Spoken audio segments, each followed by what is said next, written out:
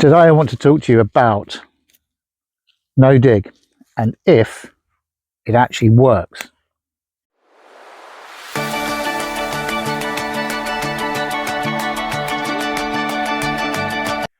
This is a no dig box where, if you remember, I put the raspberries in at the beginning of the year. We've actually been nicking a few off these other plants this morning. But as with any type of gardening theory, and no dig is one of them, you're always going to have weeds, and this is a great example. I've got a lot of crabgrass in here and it is a nightmare. Most people in the UK get bindweed. I've got this stuff, but using no dig, it is a lot easier to get this out of the ground. You just got to keep on top of it. But is no dig any good? Well, let's find out. So you've seen the videos, everyone on YouTube shows you this, a stunning weed-free garden overflowing with perfect vegetables. They promise it's easier and that you'll get a bigger harvest. But what they don't always show you is this, the real cost and the back-breaking work of hauling all that compost to get started. So is no dig really a shortcut for beginners? And the million-dollar question, does it actually grow more food? Today, we're cutting through the hype. I'll show you the real pros and cons I've found that works for me in my climate. The results just might surprise you. Over the last 5 years, I have spent my time creating and developing our growing spaces. Initially, I wanted to just get things planted, so I began with a mix of digging out the ground and also creating a couple of no-dig areas. But it was at the time of doing all that digging, I started to revisit my days volunteering at Garden Organic as a master gardener and recalled a conversation I had had with others who first introduced me to the concept of the no-dig method. The big question came to me: what are the true benefits of no-dig? What's the real catch? And does it actually deliver on that promise of a better harvest? We're going to get into the good, the bad, and the dirty. And by the end, you'll know if no dig is the right move for your garden. Let's get into why no dig has become such a phenomenon. The upsides are huge, and my experiences over the last 5 years have backed up a lot of the claims. First and foremost, and this is the big one, is how much work it saves you. Let's put aside the initial setup for a minute. We'll get to that. The day-to-day, season-to-season effort is drastically lower. Traditional gardening means you're often out there every spring, digging or tilling to loosen up the soil. No dig completely erases that chore. Instead of killing your back with a spade, you just add a fresh layer of compost to the surface each year and let nature handle the rest. This is a game changer for anyone with a bad back, not enough time, or who, let's be honest, just hates digging. The second major win is weed control. Traditional beds can be a constant battle. Every time you dig, you're basically inviting a new army of dormant weed seeds to the surface to sprout. But my no-dig bed, it was amazingly clean. The cardboard layer I put down first smothered the grass and weeds, and the thick blanket of compost on top blocked the light, stopping most new weeds from ever starting. The few that did pop up were ridiculously easy to pull out of the loose compost. I do get weeds for sure, but nowhere near as many as when I first started. I do tend to look at weeds more as plants in the wrong place, but the most powerful long-term advantage is what happens to your soil. This is where the real magic of no-dig lies. When you stop digging, you protect the incredible, complex ecosystem under your feet. The soil food web. You've got earthworms creating drainage tunnels and vast networks of beneficial fungi called mycorrhizae. These fungi work with plant roots, helping them reach more water and nutrients. Digging shreds these delicate networks to pieces. By layering organic matter on top, you're feeding this underground community.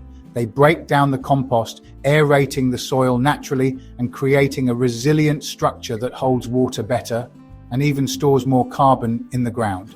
Okay, so it sounds pretty perfect, right? Less work, less weeds, amazing soil. But hold on, because there are some real drawbacks, especially when you're just starting. The biggest hurdle is the setup.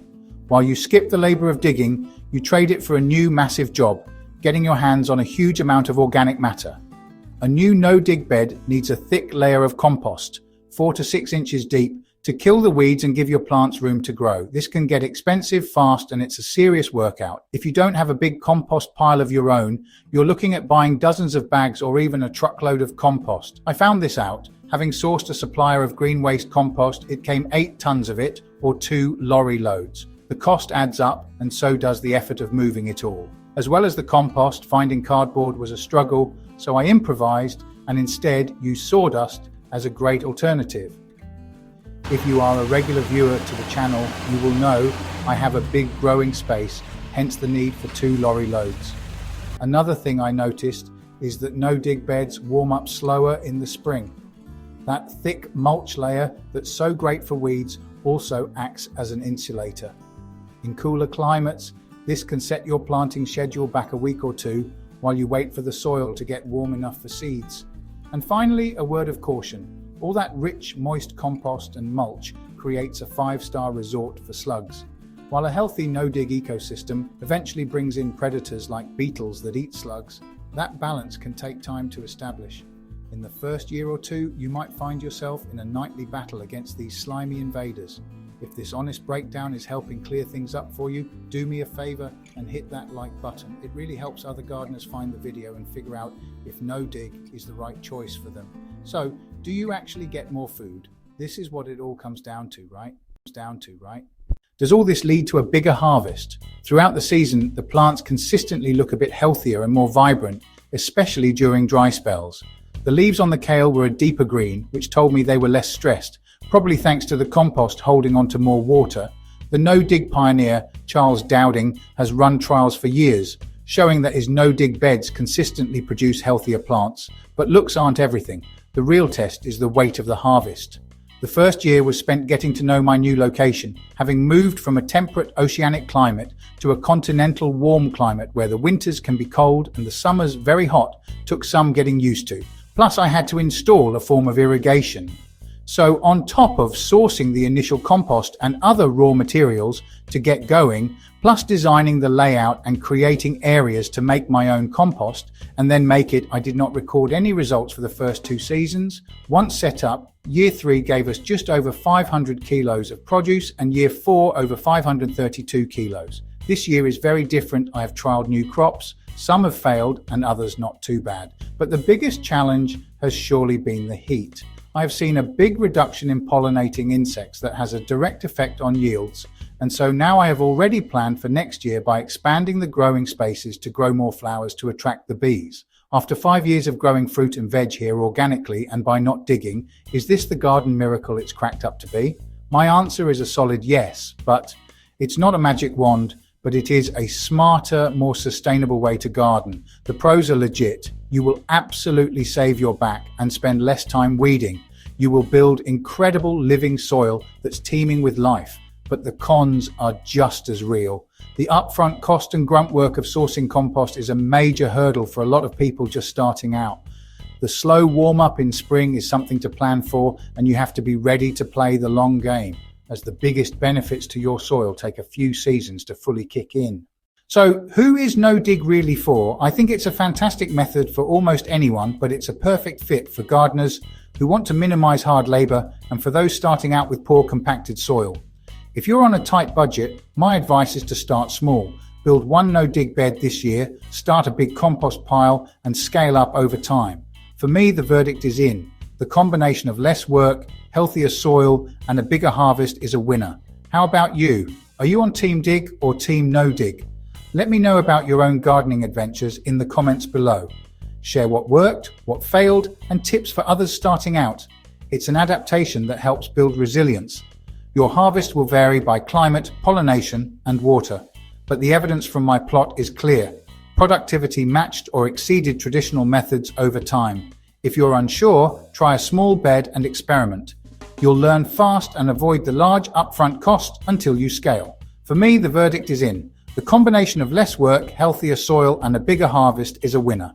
The next step to having a productive no-dig veggie garden is to make your own compost, and you can start that almost straight away.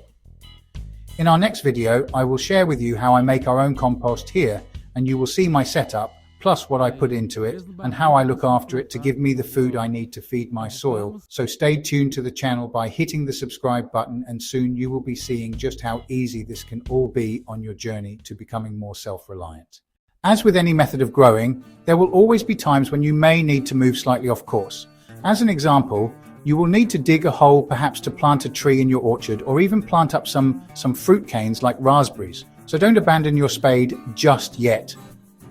In recent videos, I have looked at 2 tools I use most days, and I am surprised by just how many I do not need. Now let's pop back outside and see what's going on, because while no dig gardening does save your back and time, there is always something we need to be keeping in. Okay, so you've just learnt the principles of how to start a no-dig bed.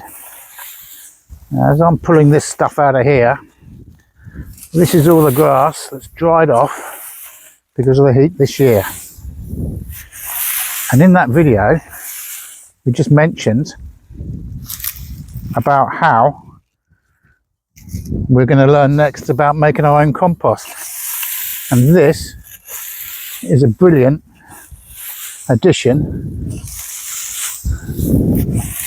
to our composting process. It's a great brown material. So we'll see you next week, but I'm going to teach you how to make compost a dead easy way using stuff like this. I'll see you then.